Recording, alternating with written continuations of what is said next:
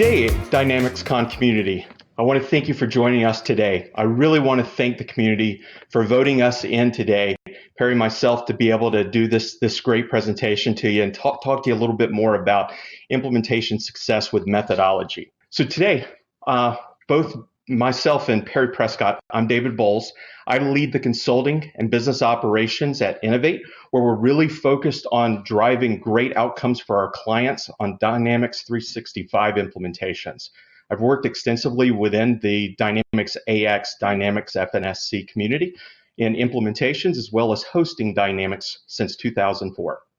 Perry, you want to give a quick introduction on yourself? Perfect. Hey, everyone. My name is Perry Prescott. I'm a senior solution architect with Innovate, and I focus heavily on the D365 finance and supply chain product, as well as Business Central, and excited to share our experience on the implementation side, the do's and the don'ts, and what works. And I think this will be illuminating for everyone. So thank you again, community, for having us. We appreciate your vote. Thank you so much. And throughout the presentation, don't forget to put your questions in the chat window. So we've got several things that we're going to work our way through. And really, this is a sort of a holistic view of implementations. Again, what works, what doesn't, some recommendations really around the finance and supply chain ERP deployment.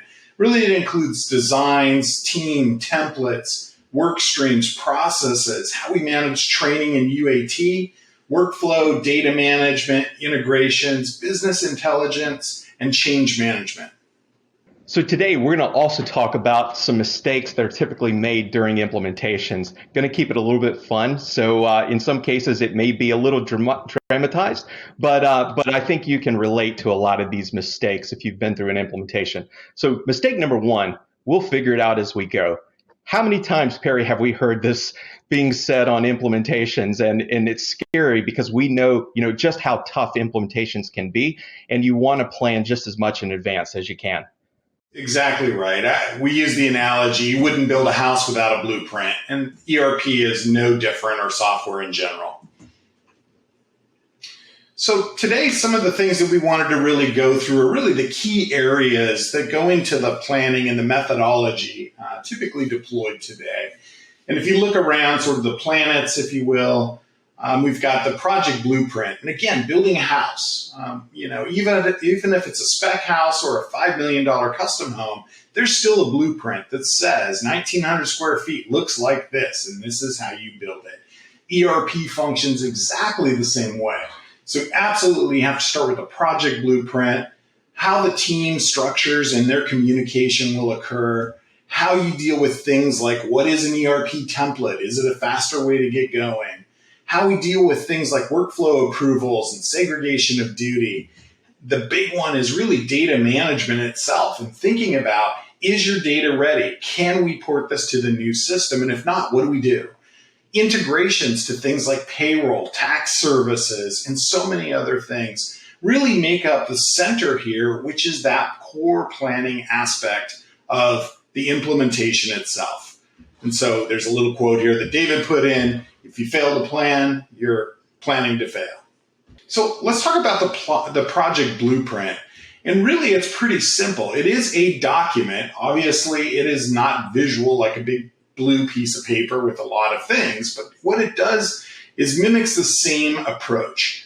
Define the core business as required. And what I mean by that is, are you doing finance? If you are you buying? Are you selling? Do you do order to cash? Meaning, do you create sales orders, confirm them, release them, pick, pack, and ship them, invoice them, apply payments and credit or returns? So things like those core business requirements. Are you doing warehouse management? Do you have inventory that needs to move in and out and be counted? And do you have production control? So when we think about a project holistically, really there's a few core areas that have to be known. And it really is finance, supply chain or warehouse management, production control. And underneath that are sub-bullets, if you will, really tied around master planning and so many other areas. One of the other things about when we think about the project blueprint itself is, how do we manage the data that's in place today? Where is it coming from? Is it an old ERP? Is it coming from a data warehouse? How do we manage it? How do we normalize it? And this is your chance to clean it up and get it right after years of garbage in, garbage out. So it's really an opportunity for you to get data right and think about it from the beginning.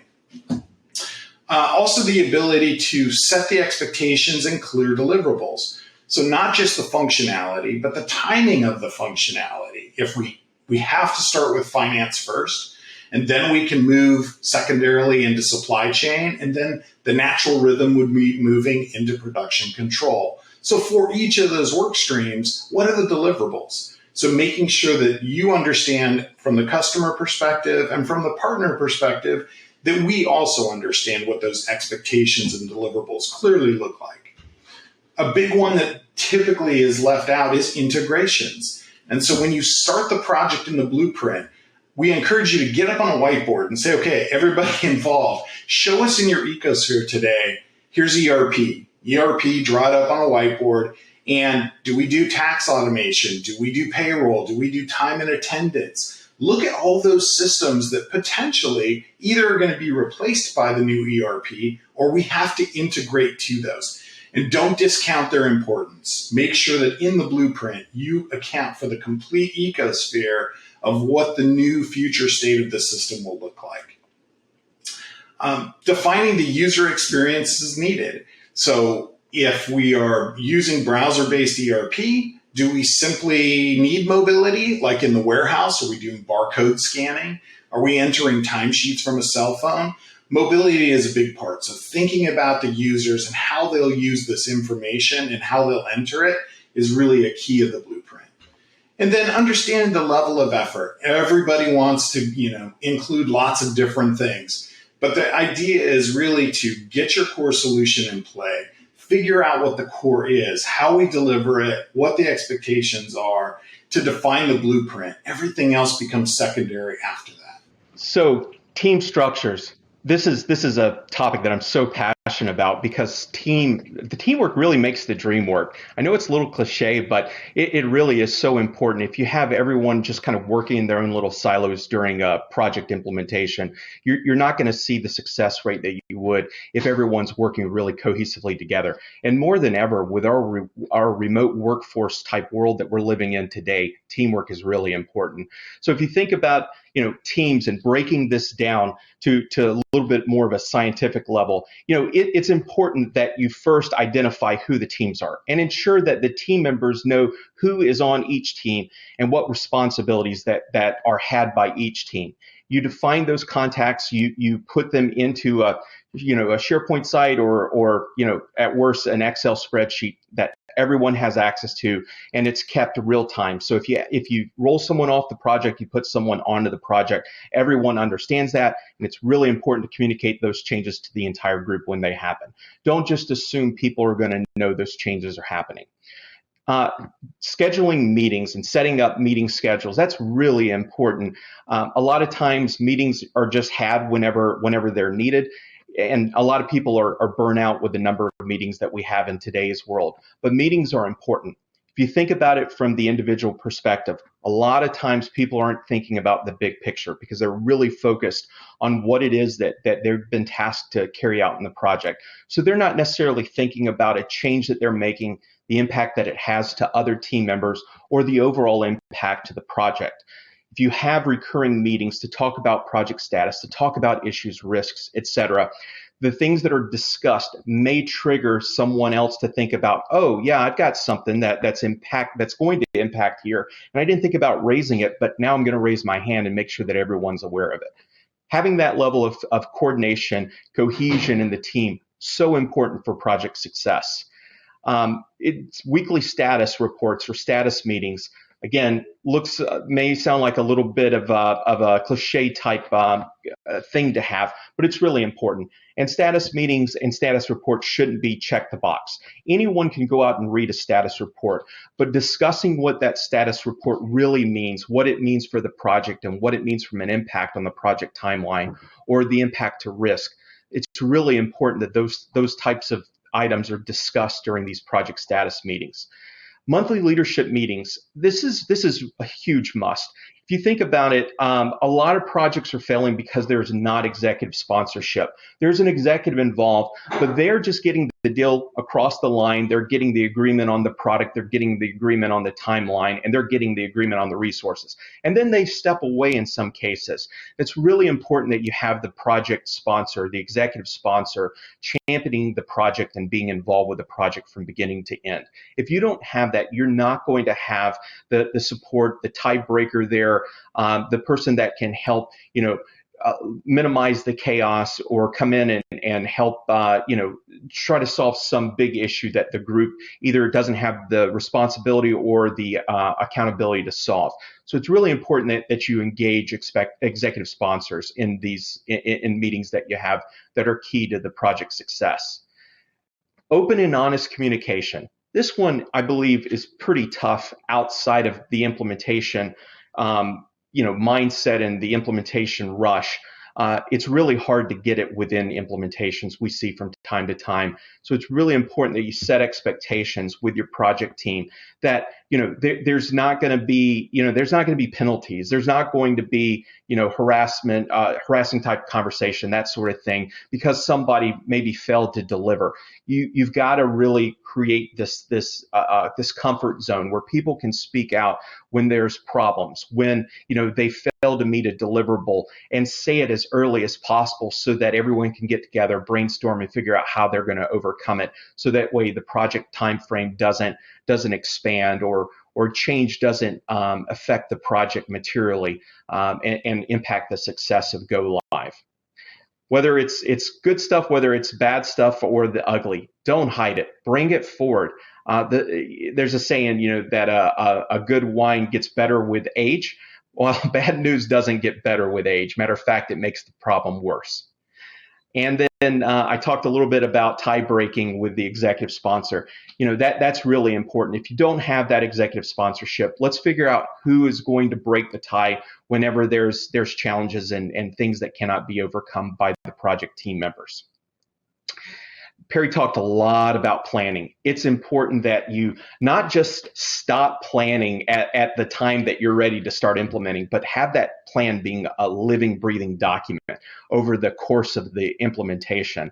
That goes, with the communication aspect and communicating out whenever there's changes of plans. It's really important that everyone stay on the same page consistently throughout the project and understand not only what they're working on now, but what they're going to be working on next. So the appropriate, things can be done to make sure that those things can happen. Think about paid time off or vacation time and how that impacts projects. A lot of times people don't think about those types of things, either from, the project leadership or even the individual that's taking the vacation.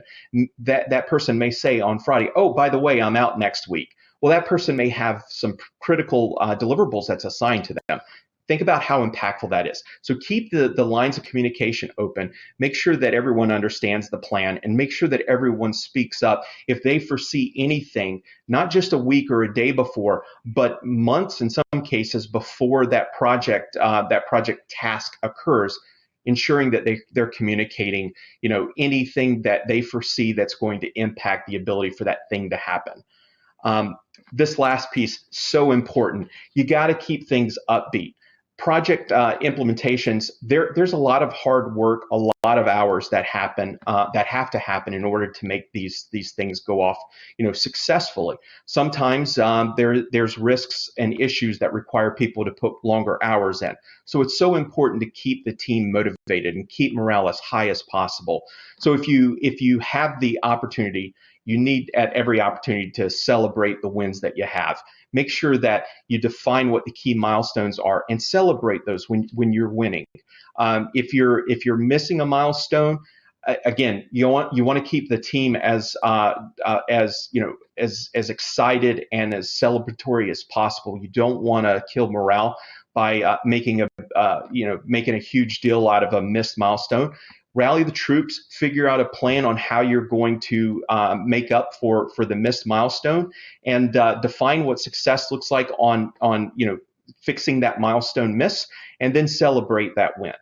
Projects are never perfect, so it's important that you understand that. It's important that the team understands it, but it's also important not to simply rest your laurels on it's going to happen, so let's let it happen, because repeated misses obviously is going to push your time frame out, and it's going to erode your success definition for the project. Perry, you want to talk a little bit about rapid starts? Sure. So if you think about, we all know the word template, and it's used for, it has a very specific meaning. It's a ability to do something from a starting point without starting over every time. And in the ERP space, there are ERP templates. Different partners have different core expertise. And so being able to work with a partner that has templates, maybe in warehousing, right? Supply chain, maybe in production control, or a template that's a rapid start around finance, gives you the ability to save time and money. And a really good example would be if you think about finance. Most companies have AR, AP, GL, bank, and fixed assets, and budget. And so if you take those core configurations and you say, I have to do order to cash and procure to pay, meaning I have to have sales orders, I have to be able to move the inventory out, invoice a customer, and take a payment. And on the procurement side, I need to generate POs and receive that product in, and then record their invoice and make a payment. Those are all standard processes for most companies. So instead of sitting down for a month asking you how you do those things, working with a template that's already taken those core pieces in mind and gives you the ability to sort of bypass all that time and energy that goes into simple processes. So rapid start templates, look for those. They're important. They also show sort of the value of the partners you're working with and where they're focusing their time, energy, and expertise. Again, rapid start templates with D365 finance and supply chain. Many partners have them out there, and it really does give you the chance to look at, show me your template. Let me put some data in it. Let's kind of drive the vehicle around to make sure we like what we see here. So again, ERP templating, really the rapid start, it really gives you the ability to save some time and money and really give the teams back some of that energy that they'll be putting forward.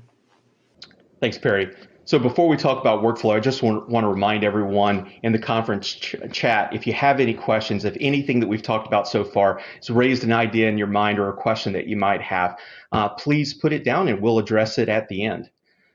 So talking a little bit more about workflow, this is another area that sometimes can be pushed to the side or pushed to like a phase 2 or phase 3. But it's important while you're thinking and planning about your phase 1 implementation, where you can take the manual work out.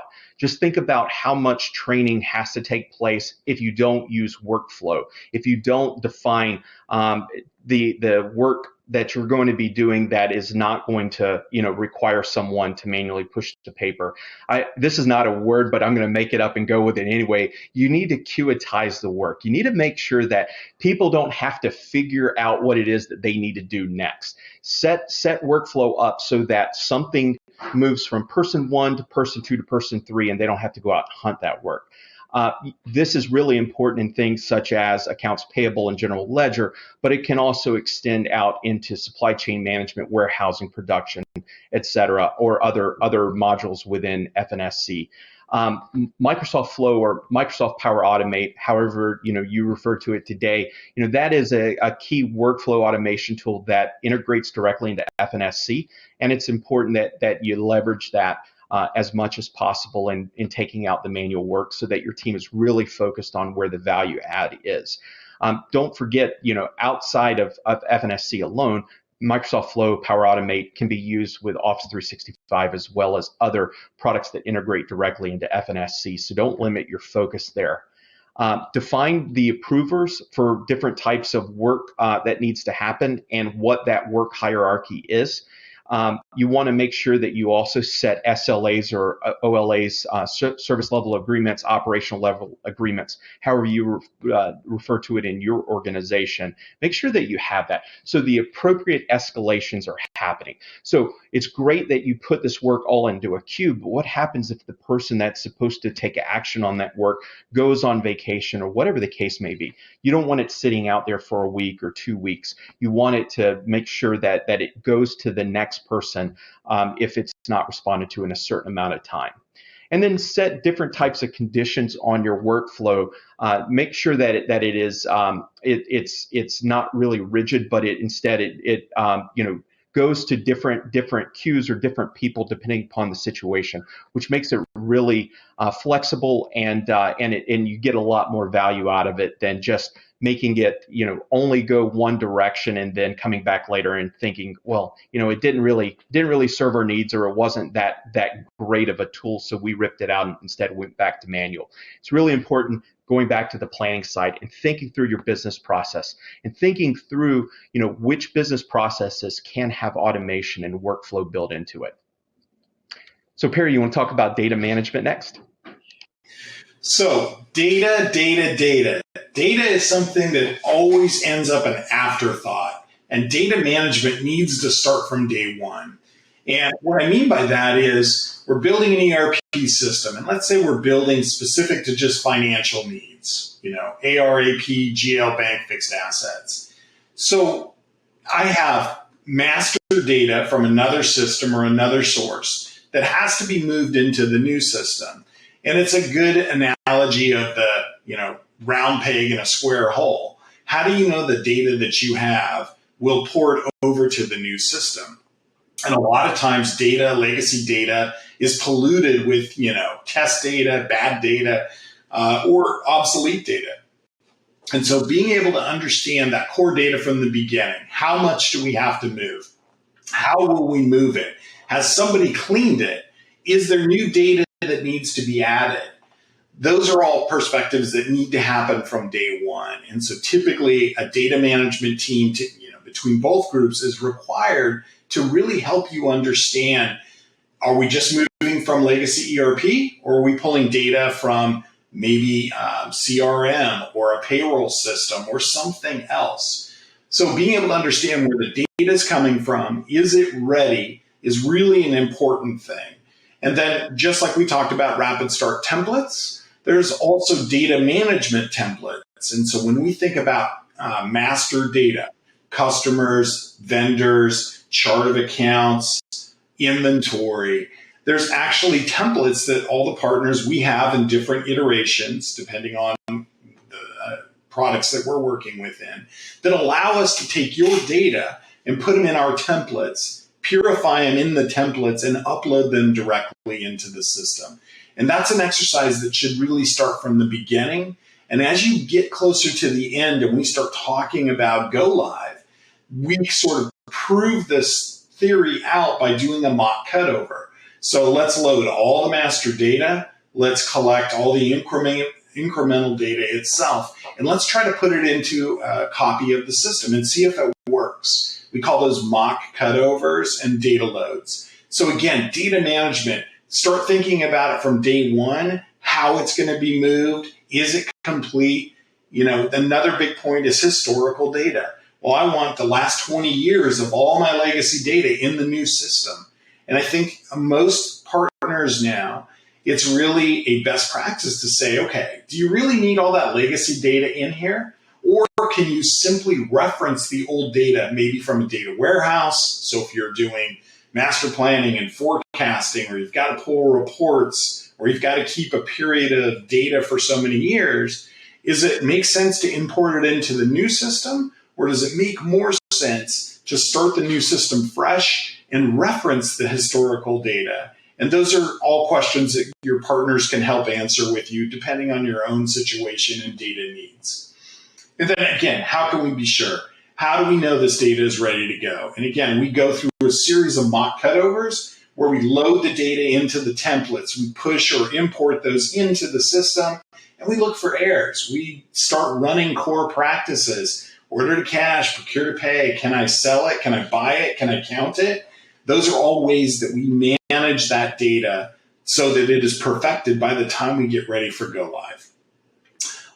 And then again, if you think about the changes themselves, if you're working with templates, really it's version control. You need a central repository or resource that is managing all those templates. Again, customer master, you start that next week and through the next 6 months or however long your project flows, then who is updating that data? Does everybody keep adding customers, or is one central source managing that using version control and working through the data, make sure it's correct? And then again, that question of to archive or not archive historical data becomes an important one. David? Integrations are obviously really important depending upon what you're looking to achieve in phase 1, phase 2, et cetera. It's important that you go through and determine what systems can integrate. The real key here is eliminating double entry or eliminating data just by happenstance making its way from one system to the other. This is obviously another area of manual work that you can eliminate. So keep in mind of what systems that you have in your ecosystem, whether it's warehouse management systems, HRIS systems, et cetera, and find ways to integrate those, whether they're out of the box integrations that come with FNSC, adding a third-party ISV, or developing some sort of custom integration for it. Perry, you want to talk a little bit about wrapping up planning? Sure.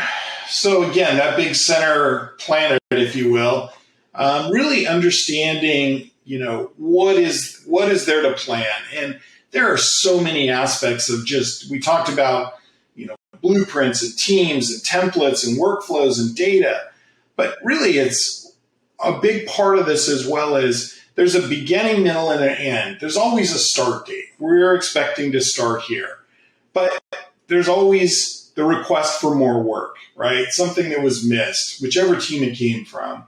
And so how do we manage start dates, stop dates, and delays? And that really becomes one of the biggest focal points of most implementations is your partner being able to communicate what you're asking to be done is outside of the original scope. Nobody likes hearing that, but the reality is it absolutely affects delivery dates. And so being able to understand start, stop, and delays, how we manage that, and who that tiebreaker is that says that functionality requested is not part of scope, and we are not going to do it for phase 1, or, oops, yep, we need that. You have to have honest discussions next between you and your partner of how does this affect my delivery date? And is that an acceptable, response at this point? So start, stop, and delays. Making sure your teams are clear on their roles between the teams, their communication between each other, and then also making sure that that the subject matter experts on both sides are communicating and that what is being communicated is what is required for the project. And what I mean by that is a lot of times you get subject matter experts, somebody in finance that believes that they understand how the warehouse operates. And so they start communicating, this is how I want you to set that up. Challenge that, right? So challenge the concept of when somebody's asking or telling you what needs to be done, are they the best person to make those decisions? That really will help, sort of solve problems down the line. That open communication obviously is a big part of this. When we think about testing and training, you can't test a system you haven't been trained on, right? So we call it user acceptance testing, or UAT. For most partners now, training really starts in the first couple of weeks. We want a small group of users to have credentials into the core environment.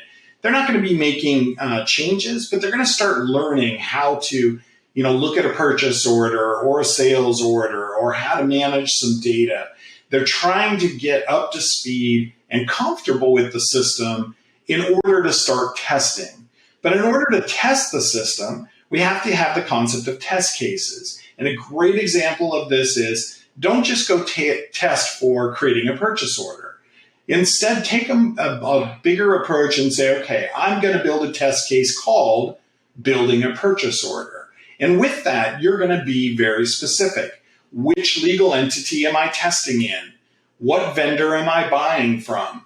what products, quantities, and prices am I purchasing at the PO level? When do I want it delivered? Where do I want it delivered? And use actual data requirements. So now when testers come into the system, they will open the test case and say, create a new purchase order. Okay, I'm in this legal entity. Yep, great.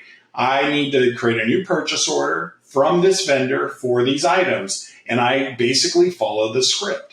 And what it does is it gives us a starting point to sort of vet out, is the core functionality there?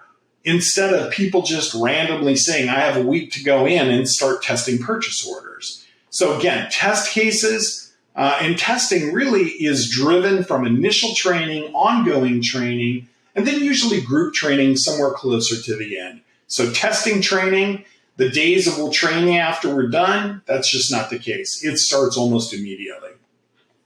Data management, data. Again, we talked about that earlier, but that's something you just can't overlook.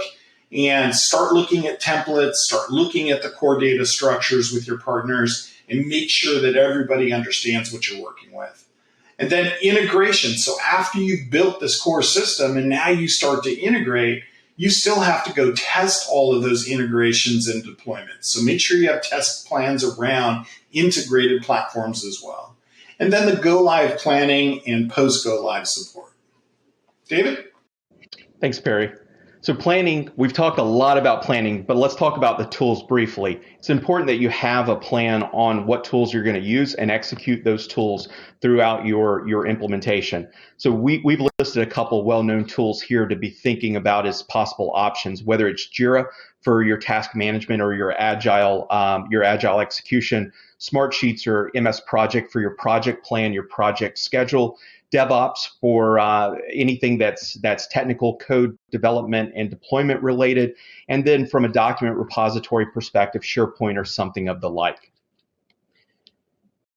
So mistake number 2, let's take a big bang approach. This is something that a lot of organizations do, but it can lead to trouble based upon unforeseen challenges or just not knowing what you don't know. And that's really where planning is key. So we've talked a lot about planning. Let's move into the doing side of things. Now that you're in the middle of the implementation, there's a couple things to be thinking about. Number one, this is a baton race. This isn't a marathon. If you treat it like a marathon, then your project is likely to go on and on and on without any value add being perceived by the end user community, by the executive community, and thusly you're not able to improve your clients' lives through the implementations that you're doing. Consider using staggered work streams. Like I said, the big bang approaches, those can be rough projects to have. You could go 6, 12, 18 months without any value add.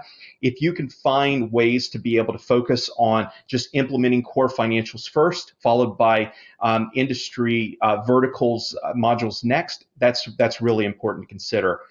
Also, a lot of businesses want to go in and shape the ERP to their business processes, but it's important that you focus on standardized processes that are already out of the box with FNSC. The more you customize, the more risk you add to your project, or the more work you add later on when upgrades happen.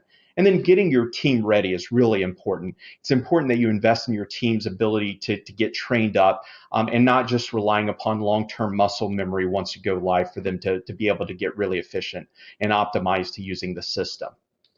Perry, over to you for staggered work streams. Perfect. Thanks, David. So this is a really good example. So we talked about, core financials. We talked about warehouse or supply chain. We talked about production control. So it used to be in the waterfall world that we would sort of finish one, move to the next, move to the next. But really at this point, if you think about most implementations that we see today, we may, if we're not starting with a template, then we would obviously have to start with finance first. So we would focus for the first 30 days on collecting the core requirements around basic finance, AR, AP, GL, bank, fixed assets. Once we've started collecting that, we start configuring. And the next basically 30 to 60 days after that, then we would move into supply chain. Okay, so we talked about how we're going to get finance moving. We've passed that on to our dev team. They're configuring, they're training you. they're getting ready for user acceptance testing, while a separate team now is working on the supply chain side with you.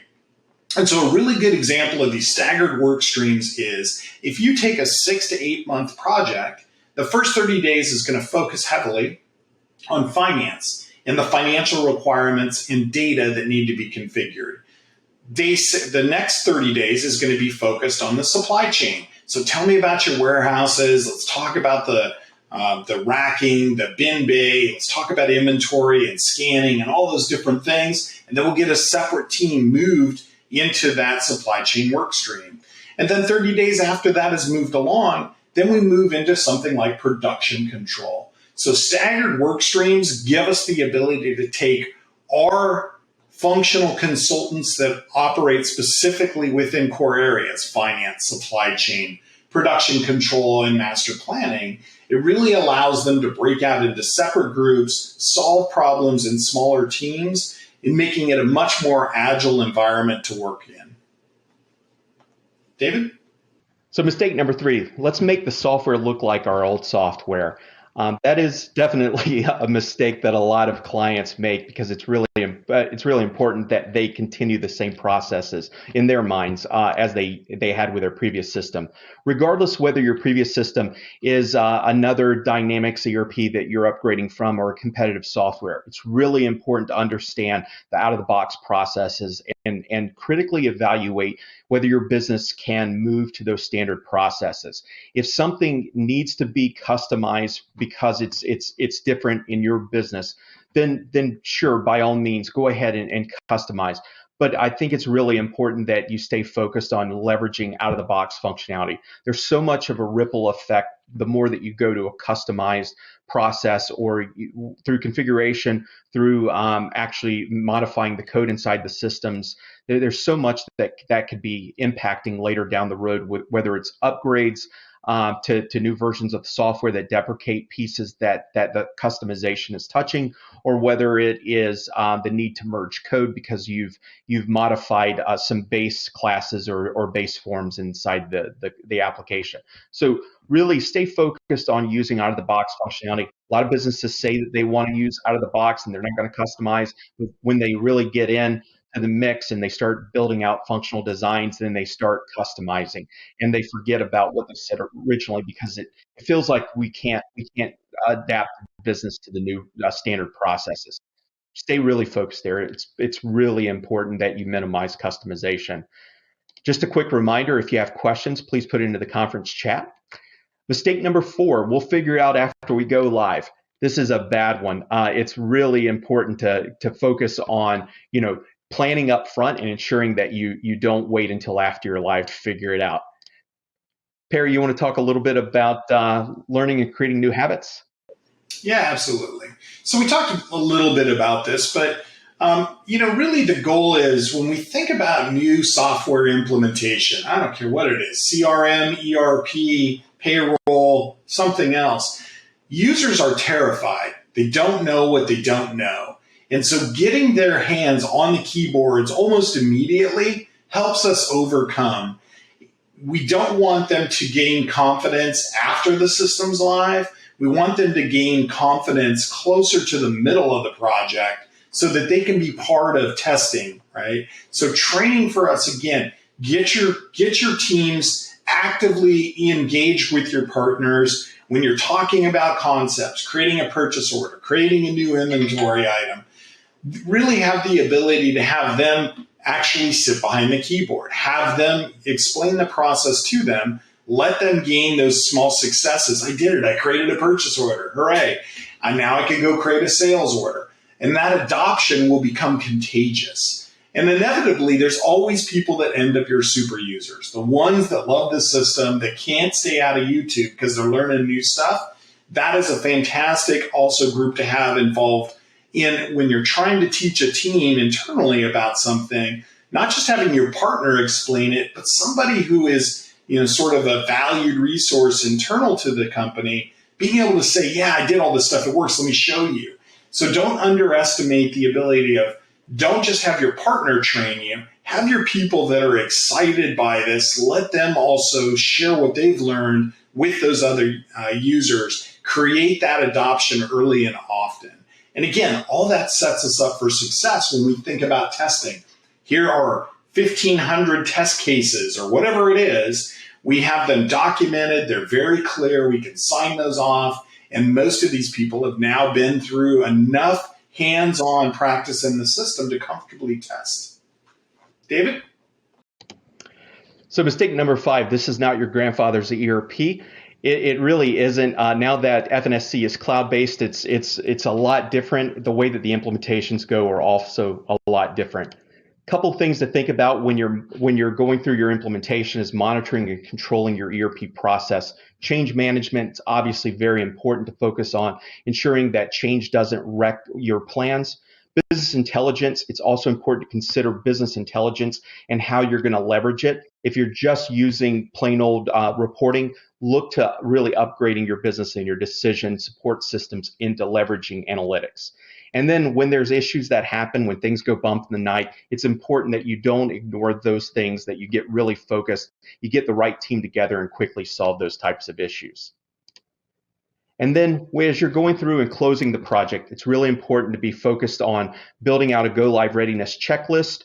On go-live weekend, it's important to plan to make sure that people that are going to be doing the go-live weekend activities know that they know what schedule that they have, that they're going to be executing against. And then finally, it's important to think about go-live support. And how you're going to support yourself. Obviously, unless you've got experienced team members with FNSC, they may not necessarily be up to speed to be able to support themselves. So consider a partner that can really partner with you in supporting you and your system. And when things happen that's unexpected, you've got someone that you can reach out to. And with that, we're going to transition to Q&A. Again, if you have any questions, please put it into the conference chat. We want to answer your questions and look forward to what kind of thoughts and comments that you have about our session. We really appreciate your time. Again, we want to thank the community for voting us in today for today's session, and we hope that you garnered some information and some things that you hadn't thought about previously that you can use in your next implementation. Thanks, everyone, and have a great day.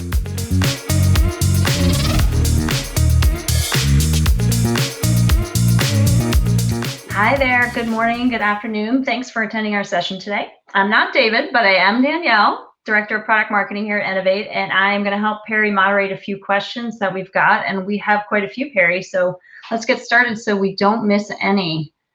The first one I've got was from Beth, and she wanted to know, when you guys were talking about that template section, what is a template and how does it work? Sure. Thanks for having us, everyone. Perry Prescott here. So templates for us, if we think about Dynamics 365, FNSC, or Business Central, other solutions, a template really is taking that core vanilla install, if you will, and creating a package, a set of configurations that support a defined set of business processes. So if it's core finance, a template really gives you the ability to set up standards around things like how I generate sales quotes and sales orders, how I confirm them, how I pick, pack, and ship and invoice them. And on the converse, then things like procurement, how do I generate purchase orders and confirmations and the rest. And so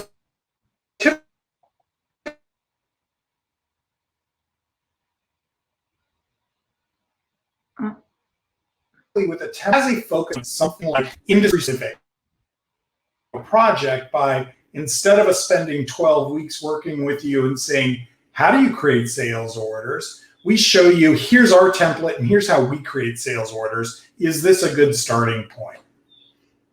Okay, perfect. The next one we got was from Tobias. What is your thoughts on implementation methodology for F&O projects? Waterfall, agile, or iterative?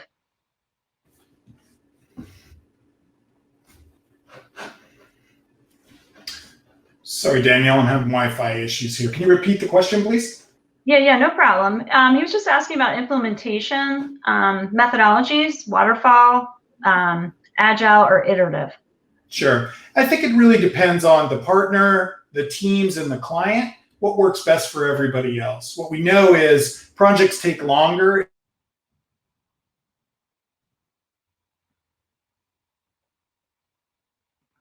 somewhere that we can continue on with other areas. Okay. All right. Next one, and we did have some great comments in there. There was a lot of people appreciative of all these tips that you guys gave during the session. And as Jane mentioned, the PowerPoint decks will be available next week on DynamicsCon. So for Jean, who has an implementation coming up and wants to be able to use this information to get her team motivated, she can use that. So one of the other questions we had is, how is the best way to set up and manage an implementation of this size? Hopefully Perry can hear me. I'm back now. Sorry, Danielle. Go ahead. About what is the best way to set up and manage an implementation this size? Sure. So a couple of things are really important. When we think about waterfall, it always starts with a big project plan and lots of tasks and the rest. You still need that blueprint of the project. When does it start? When does it end? Who are the people? What are the critical tasks? One of the things that is most urged any longer is the use of, if you're working agile, is things like Kanban boards. Break down your sprints, break down the work blocks that are happening by week, by team members. Try to assess what the levels of effort are so you can manage, am I successfully meeting the goals that I predefined? So make sure you spend time in the beginning collecting enough information, A to Z, of this is where I start, this is where I end, and how do I manage it along that path? Perfect. I know that you and I had talked before the session. One of the things that seems to come up a lot around work streams are kind of exactly what are they and where do they live in the project lifecycle? Sure. So one of the things that often comes up is people will ask, hey, can I just do HR first, human resources, or can I do supply chain? There's a natural rhythm to ERP, and typically there needs to be finance involved. So we start in one area. Typically we start with finance, then we move into supply chain, into production control. And because of that sort of step, if you will, of the process, work streams really give us that ability. So I have consultants who specialize in finance, and so they're part of the financial work stream. They support design, configuration, testing, and training. And as I get that work stream moving, and there's enough information in the base system for me to start my supply chain activities, then I can engage that next work stream, supply chain, and the supply chain consultants, and the client or customers, subject matter experts in each of those areas. So again, we used to think of this as we just put a bunch of people on a project and they all solve problems, but really this is very much specialized in each of the core work streams, your teams and our teams. And so work streams give us that ability to focus, put the right people in the right areas, and then stagger start those work streams so that we really collide at the end with our success. Perfect. We only have a few more minutes left, and Jane mentioned, because Perry, you had a little bit of Wi-Fi in and out, that people can reach out to you right in the within the portal for DynamicsCon. But I kind of wanted to speak to Jean's, what she's got going on, because I think she mentions about getting everybody on board. Is there any tips, I guess, that you have to encourage teams to start testing at the beginning, those type of things? Yeah. So typically when you think about these projects, there's always skeptics. There's always people that don't want to do it. It is difficult. It is time consuming, and everybody has a day job. But at the end of the day, it still is going to happen. And so I think a lot of this becomes, whoever the skeptics are, get them involved, make them part of the process. Leadership will help them understand that there is no option. But if you can get them involved early, if you can make them part of this, take that subject matter expertise that they have and let that guide, it will sort of help this adoption piece. The other part of this is absolutely do not wait to the end to put people's hands on keyboards. Let them use the system. Let us train them. Let them win successes. Perfect. Thank you, Perry. Thank you. Thanks, everybody, for attending today. Thank you, everyone. Good luck.